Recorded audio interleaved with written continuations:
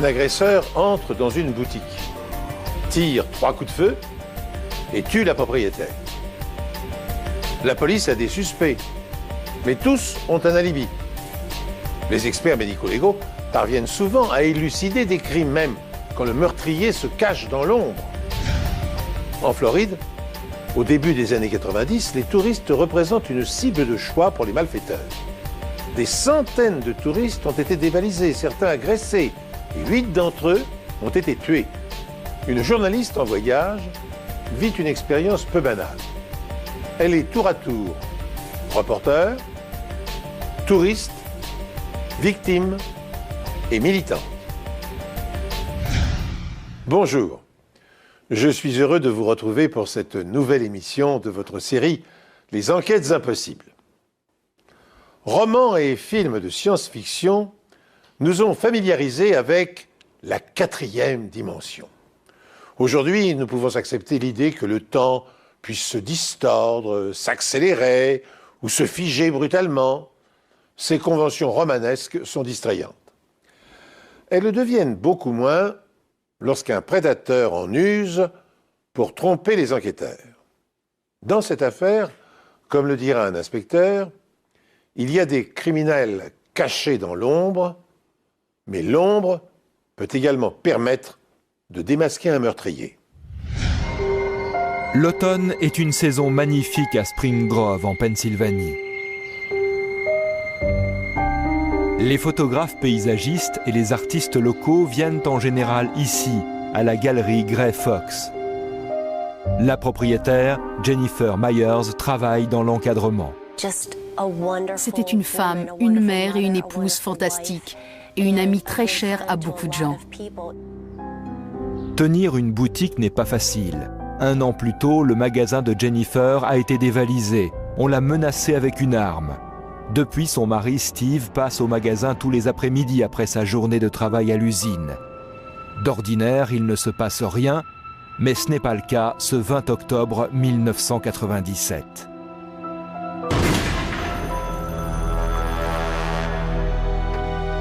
Here, County 911. My wife's been shot. Your wife's been shot? Yeah, at Grey Fox Gallery in Spring Grove. Hurry. Okay, sir, listen to me, okay? Do you know who shot her? No, I don't. Okay, where at on her body is she shot In the at? face. Okay, is she breathing? Sir, is she breathing? No. À l'arrivée de la police, Jennifer est morte sur le sol derrière son comptoir. Elle a reçu 3 balles.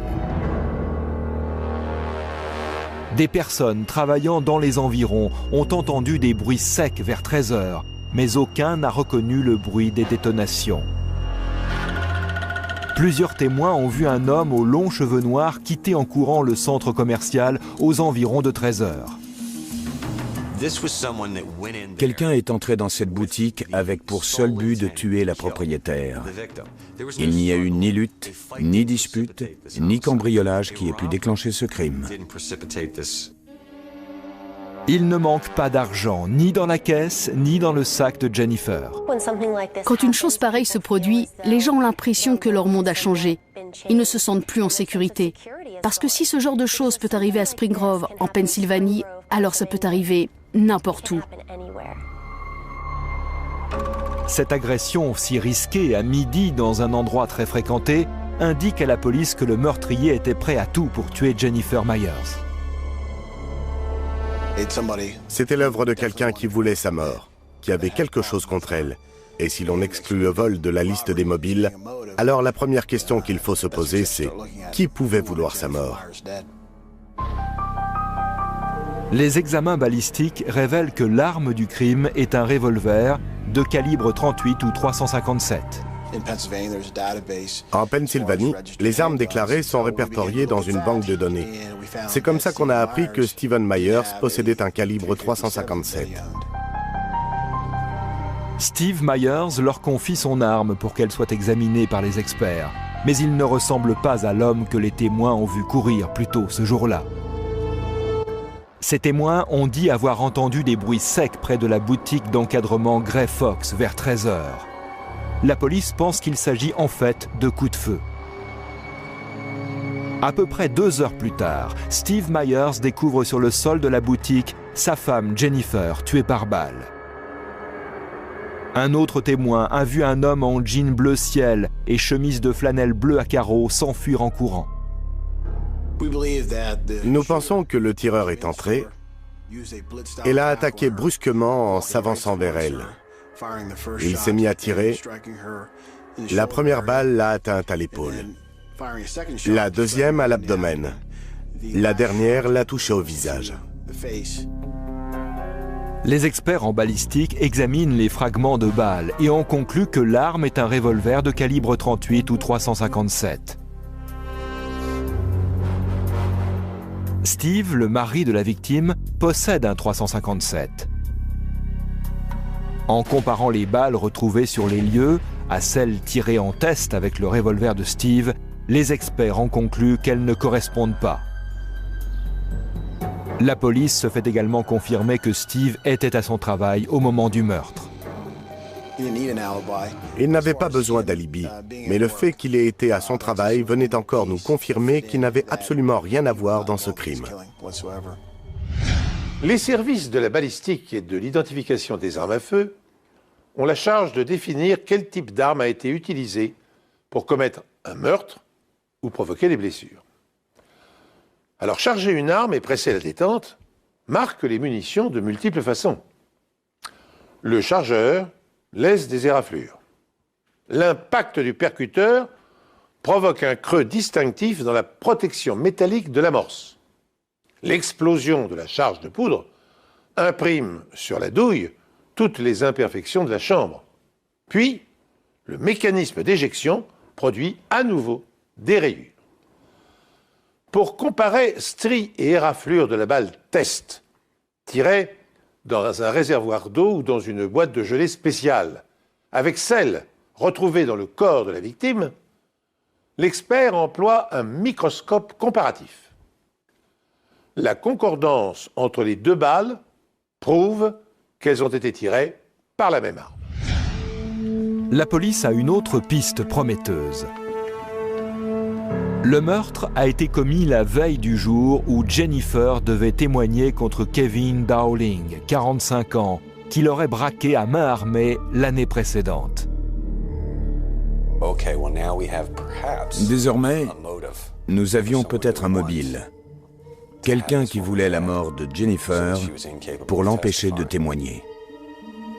Kevin Dowling avait l'occasion de commettre ce crime. Il était en liberté sous caution ce jour-là. Pourtant, quand la police l'interroge, Dowling prétend avoir un alibi. Il pêchait en bateau sur le lac de Muddy Run. Sa femme confirme ses dires. Madame Dowling était très coopérative. Elle croyait sincèrement son mari innocent de ce crime et voulait vraiment nous aider à prouver l'innocence de son mari. Dowling a également une preuve pour étayer son alibi. Il dit avoir filmé sa partie de pêche avec sa caméra vidéo. Sa femme confie la cassette aux policiers.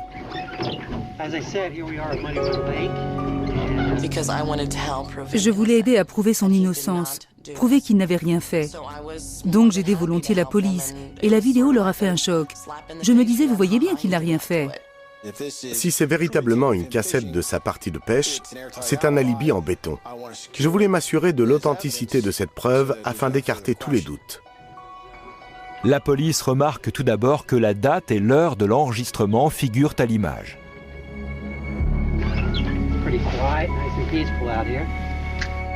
La vidéo montre Dowling qui pêche au milieu du lac de 10h46 à 16h le jour du meurtre de Jennifer Myers.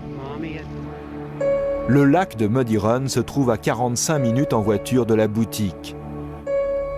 Dowling possède aussi les tickets de caisse, d'appât, de nourriture et de location du bateau. Mais il y a quelque chose d'étrange sur la vidéo. Il tente de se filmer en train de pêcher, mais il semble évident qu'il n'a pas vraiment envie d'attraper du poisson. La famille de Kevin Dowling confirme que la vidéo a été tournée le 20 octobre, le jour du meurtre.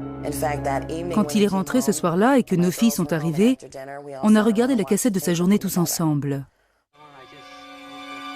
Sur la vidéo, Kevin parle à ses enfants de son procès imminent pour braquage à main armée. S'il est condamné, il espère qu'ils se conduiront bien pendant qu'il sera en prison. I gotta face what's ahead. I mean, I'm not responsible for what happened, but no one seems to want to help me, and I don't know what to do. My main concern is what's going to happen to mommy and all you kids. Il racontait presque tout ce qu'il faisait ce jour-là, ce qui en soi me semblait déjà curieux. C'était également étrange qu'il ait gardé ses tickets de caisse. Son alibi semblait vraiment trop parfait.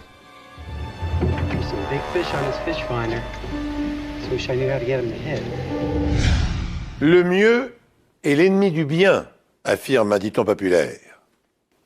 Traduit en d'autres termes dans certaines circonstances, un excès de zèle peut paraître suspect. Car pour quelle raison obscure Kevin Dowling a-t-il pris le soin de se filmer pendant sa partie de pêche? Pourquoi a-t-il déclenché l'horloge électronique de la caméra si la bande vidéo ne constituait qu'un souvenir qu'il voulait faire partager à sa famille? Pourquoi enfin a-t-il conservé précieusement les tickets de caisse de ses achats d'appâts et de nourriture ainsi que celui de la location du bateau? Si Dowling avait voulu se fabriquer un alibi, il n'aurait pas procédé autrement. Cette accumulation de détails visant à prouver qu'il se tenait éloigné de la scène de crime met en éveil les policiers. D'autant que l'ensemble des scènes filmées au cours de la journée ne représente sur la bande qu'une durée de 12 minutes.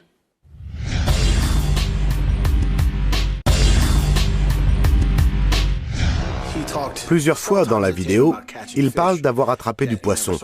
Pourtant, on n'en voit jamais à l'écran. C'était vraiment étrange. S'il en avait pris, il les aurait montrés à la caméra. Quelque chose d'autre interpelle Maori. Kevin Dowling regarde sa montre à de nombreuses reprises. Cela me paraissait bizarre, car quand on part pour une journée de repos à la pêche, on ne se préoccupe pas de l'heure. Par moments, le cadran de sa montre fait face à la caméra. Les enquêteurs agrandissent des plans de la montre. Mais le cadran est trop flou, impossible à lire. Maori demande à des experts du FBI de retravailler les images par ordinateur, mais la bande est de trop mauvaise qualité pour obtenir quoi que ce soit. Il est pourtant primordial de déterminer l'heure à laquelle ces scènes ont été tournées, car l'heure et la date qui apparaissent à l'écran peuvent être falsifiées. Le soleil se cachait par moments et créait des ombres très visibles. En déterminant exactement la position de ces ombres, est-ce qu'on arriverait à calculer l'heure qu'il était grâce au soleil et à sa position dans le ciel? Les inspecteurs posent la question aux scientifiques de la NASA du centre spatial Goddard de Greenbelt dans le Maryland. La NASA trouve un astrophysicien près de Spring Grove qui peut les aider. Celui qui pouvait nous aider travaillait juste à côté, au Dickinson College, le docteur Robert Boyle. Le docteur Robert Boyle est professeur de physique et d'astronomie. Lorsqu'il voit la vidéo, il n'est pas très optimiste. J'étais vraiment pessimiste, car il était évident qu'il ne s'agirait pas simplement de regarder des ombres et de s'en servir comme cadran solaire. Non. Ici, la caméra avait été placée sur un bateau en mouvement. Au fur et à mesure que la Terre tourne, la position du Soleil change et crée des ombres différentes. Lorsque l'on se réfère au Soleil pour savoir l'heure, on observe deux choses: la hauteur du Soleil, ou l'altitude, et sa position sur l'horizon, ou l'azimut. Le nord correspond à l'azimut 0, l'est à 90 degrés, le sud à 180 degrés et l'ouest à 270 degrés. Pour que Boyle fasse son analyse, la cassette seule ne lui suffit pas. Il lui faut des informations scientifiques très pointues. Il lui fallait les mesures du bateau, la taille de Kevin Dowling. Il lui fallait également les mesures de la casquette que portait Dowling dans la vidéo. Mais l'information capitale dont le docteur Boyle a surtout besoin, c'est la direction mesurée par une boussole du bateau au moment du tournage. Pour le savoir, la police embarque sur ce même bateau sur le lac et retrouve sa position exacte en s'appuyant sur les images du paysage extraites de la vidéo. Puis, à l'aide d'une boussole, il note la direction. Sur les 8 images que le professeur Boyle nous avait fournies, nous avons pu en reconstituer 7 de façon exacte. Et nos mesures de la direction du bateau étaient exactes à 5 degrés près. Ensuite, avec un mannequin, une ampoule et un rapporteur, le docteur Boyle calcule l'azimut du soleil grâce aux ombres. Le mannequin représente Dowling et l'ampoule, le soleil. Le docteur Boyle déplace la lumière pour produire les mêmes ombres que sur la vidéo. Le rapporteur indique la position du soleil d'après l'angle entre le mannequin et la source de lumière. En fait, j'ai mesuré l'angle entre la direction de la caméra et la direction du soleil qui était représentée par une ampoule électrique. Le Dr Boyle utilise le logiciel Voyageur 2 qui lui permet de déterminer la position exacte du soleil le jour du meurtre toutes les 15 minutes. Quand il compare la position du soleil aux ombres sur la bande vidéo, le Dr Boyle se rend compte que l'heure indiquée à l'écran sur certaines scènes n'est pas la bonne. En fin d'après-midi, l'heure à l'écran était la bonne. Mais il y avait plusieurs moments au milieu de la bande où l'heure indiquée ne correspondait pas avec les données astronomiques. Par exemple, dans cette scène, l'analyse de l'arrière-plan montre que le bateau est face au nord. La vidéo indique 11h24, mais on peut voir que le soleil se trouve clairement à gauche de Dowling, c'est-à-dire à l'ouest.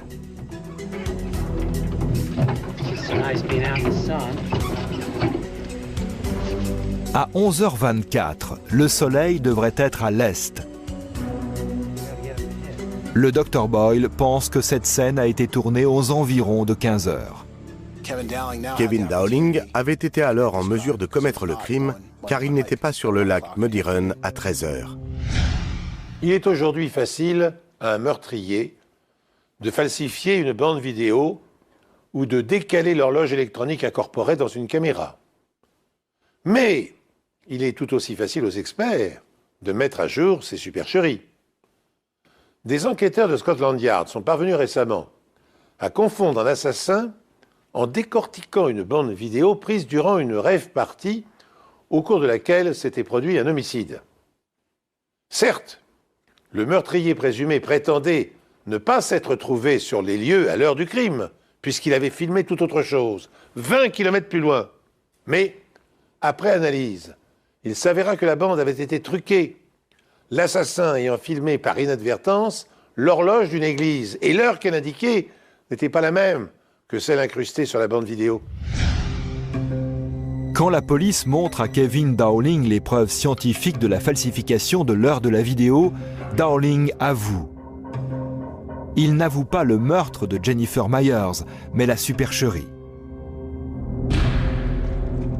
Il affirme à présent qu'après avoir pêché quelques heures, il s'est rendu dans un club de striptease et qu'il a falsifié l'heure pour que sa femme ne le sache pas.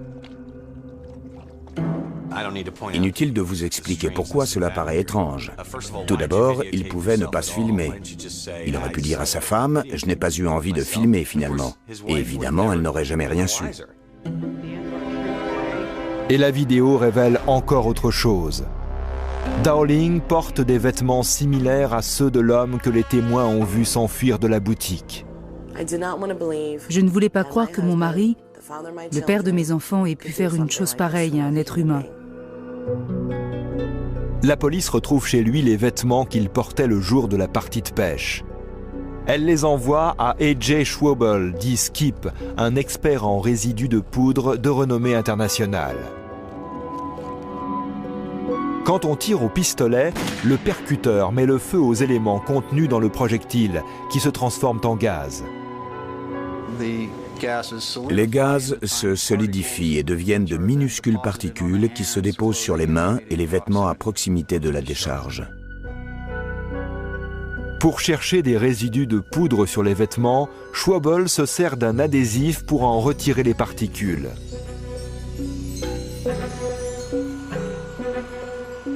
Ces particules sont ensuite placées sous un microscope électronique à balayage qui les agrandit et permet d'effectuer une analyse des éléments présents. Un rayon d'électrons bombarde le prélèvement et les éléments présents émettent des rayons X caractéristiques. Les rayons X caractéristiques sont visibles à l'écran sous la forme de pics, à différents niveaux d'énergie. À chaque niveau, on assigne un élément particulier. Les tests montrent la présence de résidus de poudre sur le côté gauche des vêtements de Dowling, ce qui est révélateur puisque Dowling est gaucher. Sur chaque vêtement, il y avait des résidus de poudre présents en plus ou moins grande quantité. L'accusation pense que Kevin Dowling a soigneusement planifié le meurtre de Jennifer Myers pour l'empêcher de témoigner contre lui au procès. Le jour du meurtre, Dowling part pêcher sur le lac de Muddy Run et se filme avec sa caméra jusqu'à 11h45.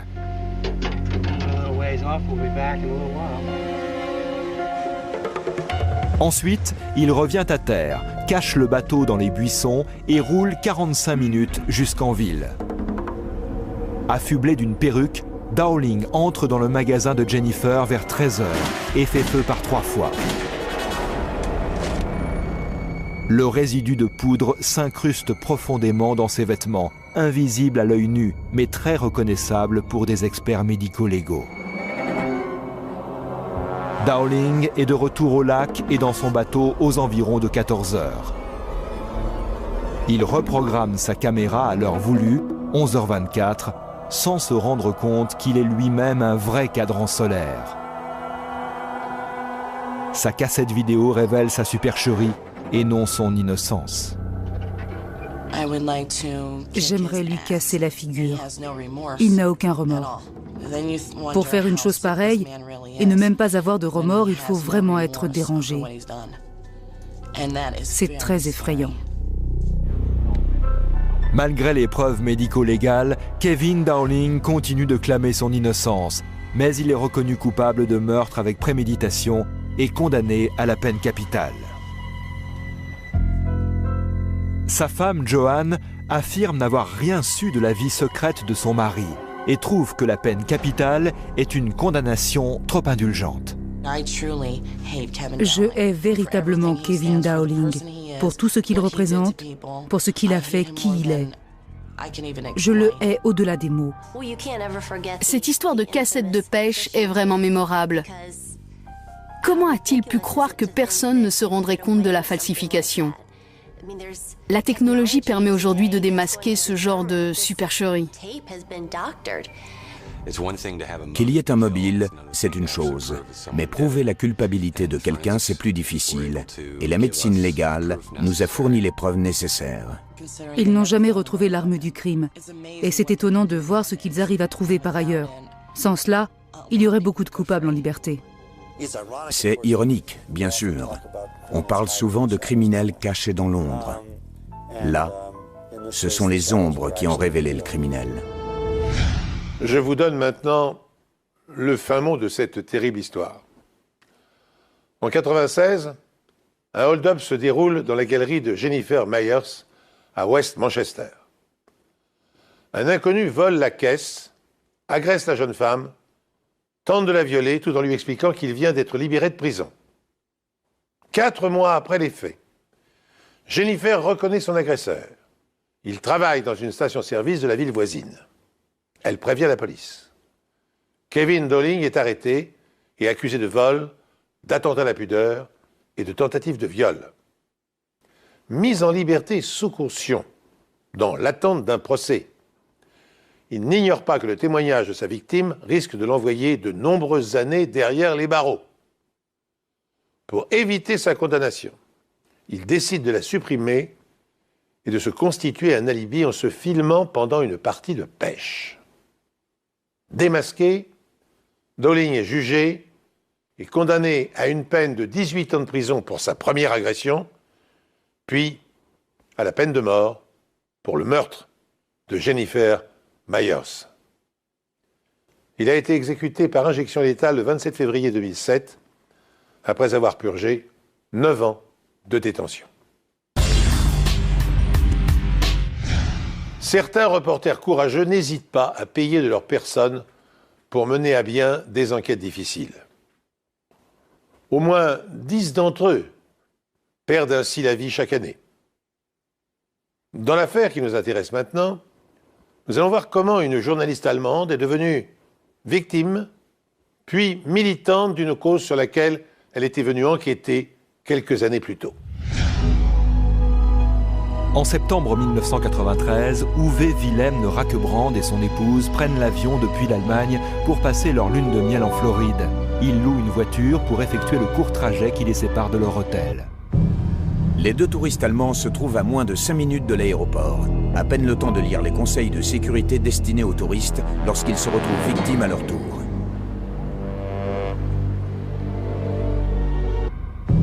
Une camionnette surgit derrière eux et percute leur voiture. Le couple sait qu'il ne s'agit pas d'un accident, mais d'une ruse qu'emploient les pirates de la route pour obliger les conducteurs à s'arrêter. Ils percutent les voitures pour les dévaliser, mais les Rakebrand agissent selon les recommandations et ne s'arrêtent pas. C'est alors que le tireur arrive à leur hauteur et tire un seul et unique coup de feu. Uwe Wilhelm, âgé de 33 ans, meurt sur le coup. Catherine, son épouse de 27 ans, est indemne. À la fin de l'année, on compte 8 meurtres de touristes dans le sud de la Floride. Des centaines d'autres ont été dévalisés et beaucoup plus ont été grièvement blessés. Les touristes sont des proies faciles. Il est impossible de changer le comportement des gens. Les touristes regardent les panneaux dans la rue quand ils se perdent, ils consultent les plans, ils ont des appareils photo en bandoulière, des bagages sur la banquette arrière. Tout cela fait qu'ils sont faciles à repérer, surtout aux alentours de l'aéroport. De plus, ils possèdent tout ce qui attire les voleurs. Appareils photo, bijoux, caméscopes, ordinateurs portables, et ils ont généralement beaucoup d'argent liquide sur eux. Helga Lust, une journaliste, relate ses agressions envers les touristes pour une chaîne de télévision allemande. Je travaillais sur un reportage qui avait pour sujet la vague de criminalité qui s'abattait sur les États-Unis, et en particulier les agressions visant les touristes en Floride. Dans ce reportage, nous avons donné des conseils de sécurité aux touristes allemands qui devaient se rendre aux États-Unis. Helga et sa mère avaient prévu de passer des vacances en Floride avant que ne commence la vague de violence. Nous avons décidé de maintenir notre voyage à Miami et dans les Keys, parce qu'il ne devait durer que 4 jours. Et surtout, parce que je venais de faire ce reportage donnant des conseils de sécurité et je me sentais particulièrement bien informée sur le sujet. Leur séjour est reposant et se déroule sans heurts. On ne peut pas dire la même chose de leur retour à l'aéroport. Elles se perdent en cherchant l'agence de location de voitures de l'aéroport.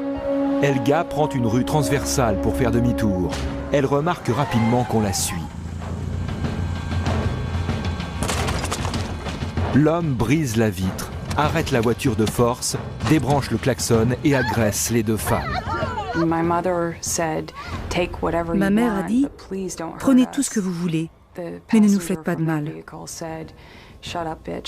Le passager de leur voiture a dit « La ferme, on va vous tuer. » Les deux agresseurs se relayaient pour me frapper à travers la vitre. Et mes forces m'abandonnaient davantage à chaque coup que je prenais. Les agresseurs essaient à tout prix de s'emparer des clés de la voiture. J'ai réussi à leur donner quelques coups. Helga parvient enfin à faire repartir la voiture. Pour tenter de l'arrêter, son agresseur la mord au bras. J'ai heurté le conducteur de leur voiture avec l'avant de la nôtre. Au bout de quelques mètres, l'homme est contraint de lâcher prise. J'avais de graves blessures à la tête, au cou, au dos, une luxation de la mâchoire, et j'ai perdu pour toujours toute sensibilité du côté gauche de mon visage. La morsure que j'avais au bras était très douloureuse. La morsure est si profonde qu'elle atteint le muscle. Même les animaux ne font pas de choses pareilles. Les animaux n'agissent pas comme il l'a fait. C'est inutile. Avait-il vraiment besoin de frapper cette jeune femme, la tuant presque et la laissant marquer à vie? Avait-il besoin de la mordre et de détruire sa vie? Helga décrit ses agresseurs. 2 hommes âgés de 25 ans environ. Ils conduisaient une grosse voiture sombre aux vitres teintées. La plupart des agressions se déroulent en moins de 2 minutes. Une collision, un vol, une agression, et tout cela se passe en quelques secondes seulement.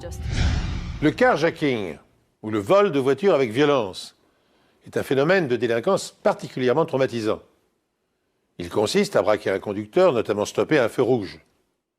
Les voleurs étant le plus souvent à pied ou à moto. Chaque année, il se vole en France environ 300 000 voitures, dont la plupart ne sont jamais retrouvées. Confrontés à des systèmes de protection embarqués toujours plus performants, les voleurs doivent trouver de nouvelles solutions. C'est pourquoi nombre d'entre eux s'adonnent aujourd'hui au carjacking. Alors les grosses berlines sont dédiées à la revente des pièces ou sont utilisées pour des braquages. Les petits modèles sont quant à eux écoulés en dehors de nos frontières. Aux États-Unis, entre 1992 et 1996, 49 000 automobilistes ont été victimes d'attaques violentes, notamment en Floride. Dans la moitié des cas, les gangsters sont parvenus à leur fin, après avoir molesté les passagers. Dans notre affaire, il est vraisemblable que l'argent liquide, les bagages et les objets de valeur des touristes allemandes intéressaient davantage les gangsters que le vol de leur voiture de location. L'enquête est confiée à 2 inspecteurs chevronnés, Bassam Fadel et Laura Lefebvre, de la brigade anticriminalité de Hialeah en Floride. Cette agression a eu lieu à environ 10 pâtés de maison de l'aéroport, dans un quartier d'Hialeah à la fois résidentiel et commerçant. Ce quartier se situe à côté de Lejeune Road, la seule route d'accès à l'aéroport. Les malfaiteurs attendent souvent leurs victimes ici. C'est l'artère principale. Il est très facile de se cacher et de suivre quelqu'un. La route est directe pour entrer ou sortir de l'aéroport de Miami. Ce sont des chasseurs à la recherche de proies. Les victimes pourraient être votre famille, vos voisins. Je suis sûr qu'après l'avoir choisi pour cible et pendant qu'il la suivait, il décidait de la marche à suivre et du moment propice. À l'époque, il est facile de reconnaître les voitures de location à leurs autocollants et à leurs plaques d'immatriculation commençant par la lettre Y ou Z. Malgré l'augmentation des agressions visant les touristes, le taux de criminalité globale du sud de la Floride est en baisse par rapport à l'année précédente. Cependant, le traitement médiatique de ces agressions ne reste pas sans effet. Presque tous les jours, des touristes étaient dévalisés à Miami. La ville avait la réputation d'être violente et les gens ne voulaient pas y revenir. Les gouvernements européens déconseillent fortement de se rendre en Floride et les réservations d'hôtels chutent de 25%. Il est extrêmement difficile de mettre un terme à cette vague de criminalité. Bien souvent, les victimes ne souhaitent pas revenir en Floride pour les audiences et les procès. Dans ces conditions, les malfaiteurs restent libres de recommencer. La plupart des agressions sont des vols précédés d'une collision laissant peu de preuves médico-légales. Mais la tentative de vol dont est victime Helga est d'une violence inhabituelle.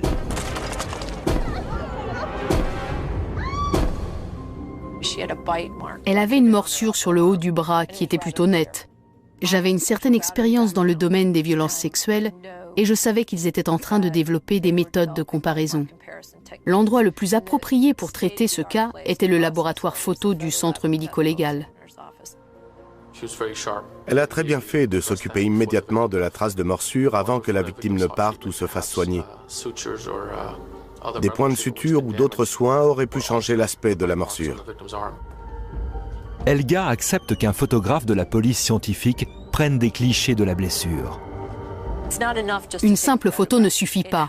Il faut mesurer la blessure, bien la situer sur le corps et la décrire avec précision. Il faut agir le plus vite possible. Ce genre de blessure évolue très vite. La peau se décolore, des ecchymoses apparaissent. Le protocole médico-légal impose l'utilisation d'une règle sur chaque cliché afin d'indiquer l'échelle. On utilise une échelle à 2 bras. Les 3 cercles nous permettent de nous assurer que l'appareil photo est perpendiculaire au sujet et il nous donne également l'échelle. Nous utilisons le flash et nous l'orientons de façon à faire ressortir le relief de la peau. Les photographes de la police scientifique prennent des clichés sous différentes sources lumineuses, en lumière naturelle, ultraviolette, infrarouge et fluorescente. On obtient ainsi des détails que ne révèle pas la lumière du spectre visible. Les photos fournissent souvent des éléments invisibles à l'œil nu. Mise au service de la criminologie dès la fin du XIXe siècle, la photographie joue un rôle prépondérant dans la recherche d'indices et l'établissement de preuves légales. Utiliser des filtres colorés ou des émulsions sensibles à certaines longueurs d'onde électromagnétiques permet la détection et la mise en évidence de détails invisibles à l'œil nu. Les ultraviolets révèlent certaines empreintes digitales. Le violet permet de rendre plus visibles les traces de sang et les résidus de coups de feu. Les lumières bleues ou vertes révèlent les traces de fibres, d'urine ou de sperme.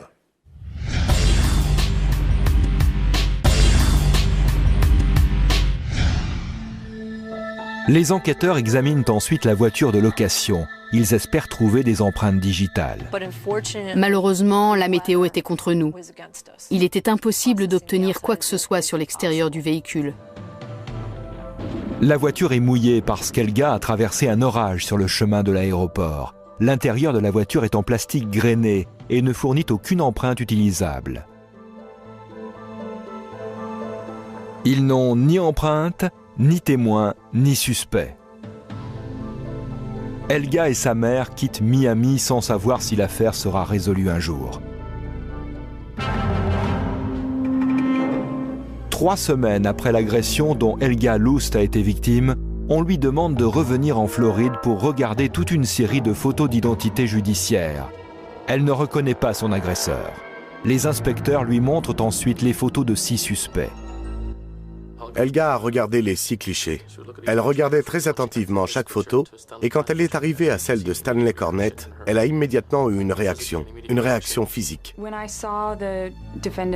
Quand j'ai vu le visage du prévenu, j'ai ressenti un mélange d'émotions très étranges.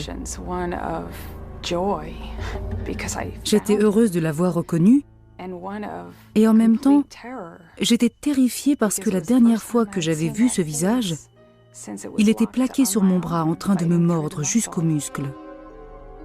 Stanley Cornett, 24 ans, est un ouvrier d'usine au passé criminel chargé.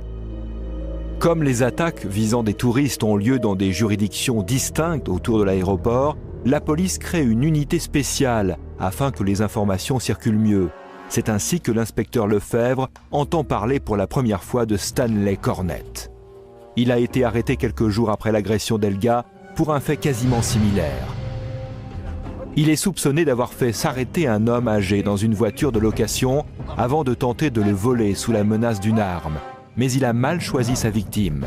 Le fils de la victime est un policier de Miami qui habite juste de l'autre côté de la rue. Il a appelé son fils qui est sorti de la maison en courant. La victime résistait et essayait de retenir l'agresseur tout en appelant son fils. L'agresseur lui a alors mordu le bras.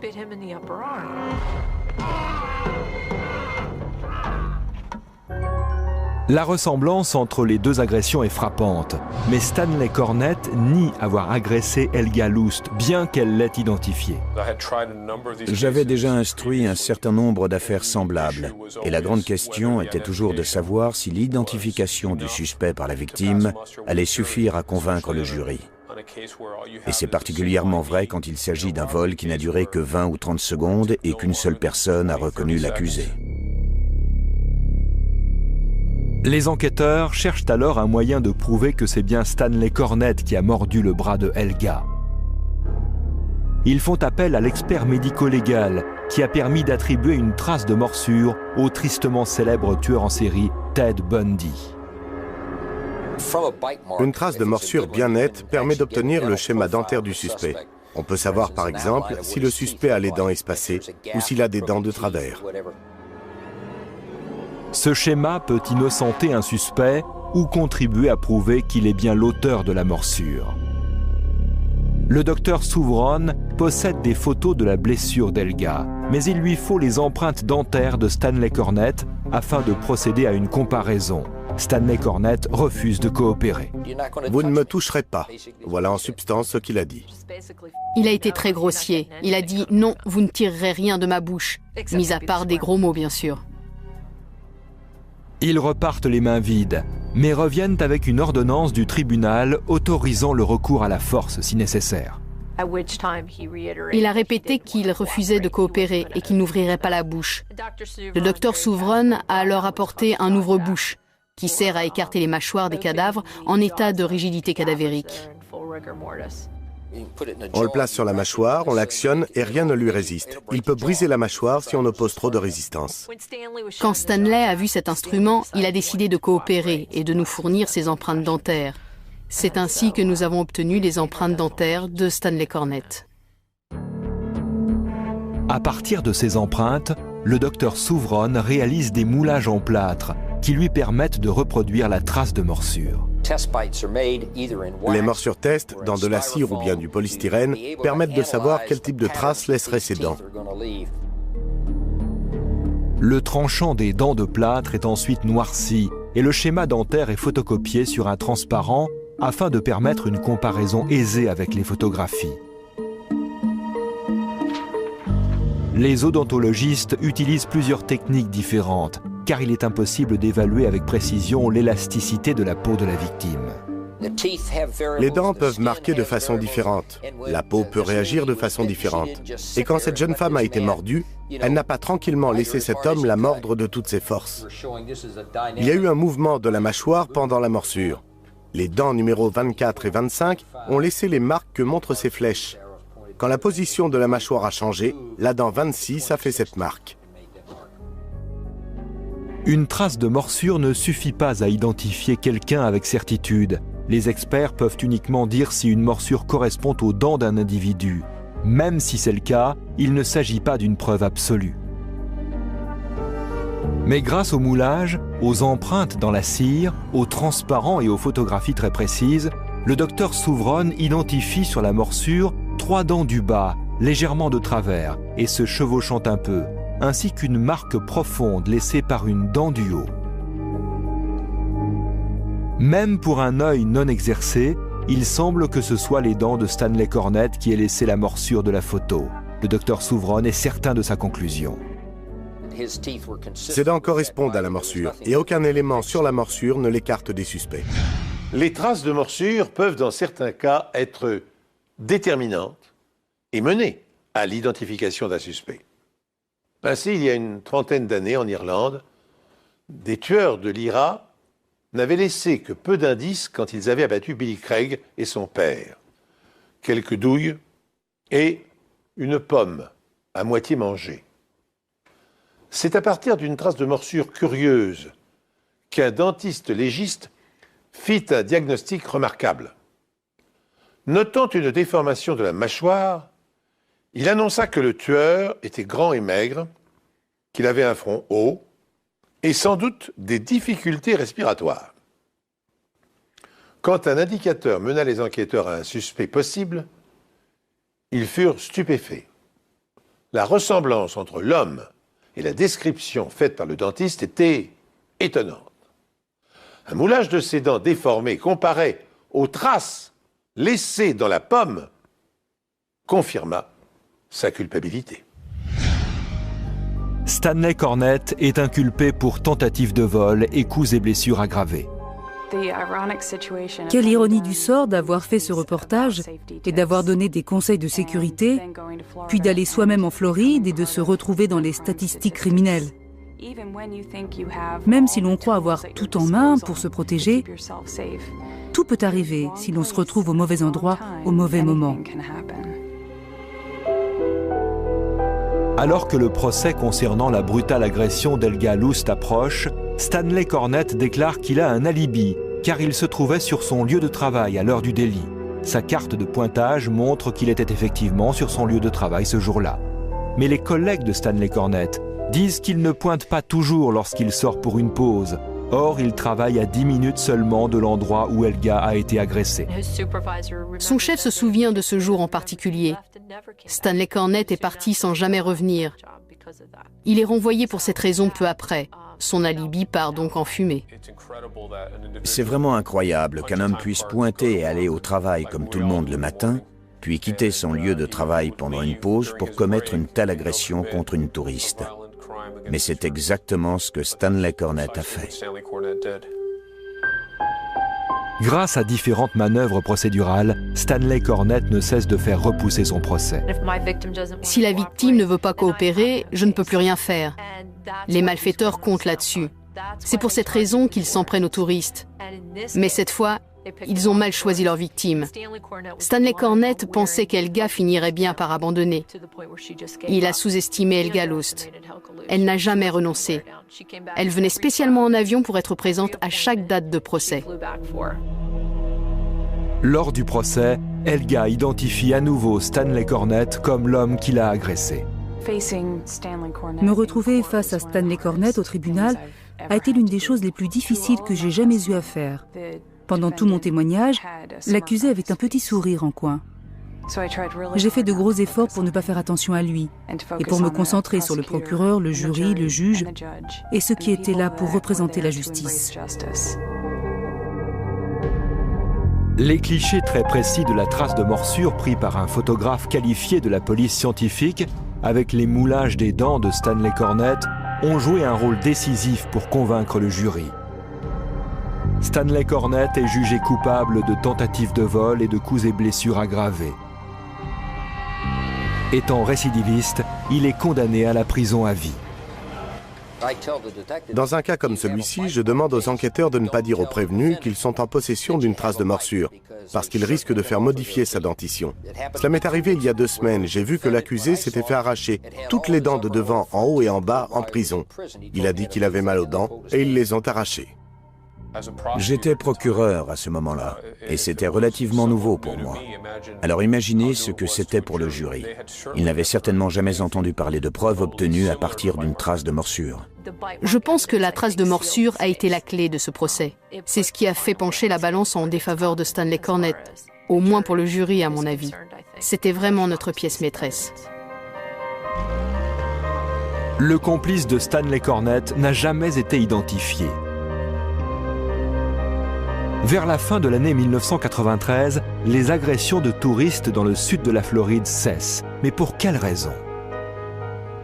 La police surveille davantage les alentours des agences de location de voitures. Les agences retirent leurs autocollants des voitures et cessent d'utiliser des plaques d'immatriculation facilement identifiables.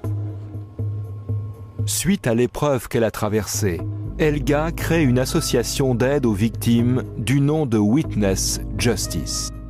Elle peut les comprendre beaucoup mieux que ne le ferait un officier de police. Elle est capable de les soutenir. Elle peut être leur voix quand parfois ils n'ont plus la force de parler. Ce sont peut-être des gens comme Helga qui feront que davantage de victimes reviendront au tribunal afin d'obtenir des condamnations. Oh, certes, Stanley Cornett a été condamné à purger une peine de prison à vie. Mais Helga Lust a payé au prix fort l'agression dont elle a été victime. Cornett lui a brisé la mâchoire, lui a cassé des côtes, lui a perforé un poumon. Avant de lâcher prise, il lui a également mordu le biceps gauche avec une telle violence que la marque de ses dents est restée imprimée sur l'humérus. Pendant des années, Helga a souffert d'atroces douleurs, l'empêchant de dormir et de manger normalement. Incapable de travailler, elle a dû renoncer à la fonction de productrice qu'elle occupait dans une importante chaîne de télévision. Devenue alcoolique, elle a même envisagé de mettre fin à ses jours. Mais fort heureusement, sa volonté a triomphé. Elle a trouvé dans la course à pied, et la course à pied intensive, un exutoire à sa souffrance. Elle est parvenue en 1997 à parcourir les 42 km 195 d'un marathon. 5 ans plus tard, avec l'aide de son mari, Helga Lust a créé une association, Justice Witness, dont le but est de soutenir les survivants des agressions et de les assister dans leur démarche pénale. Cette émission est maintenant terminée, merci de l'avoir suivie. Je vous donne rendez-vous sur cette antenne pour un nouvel épisode des Enquêtes Impossibles.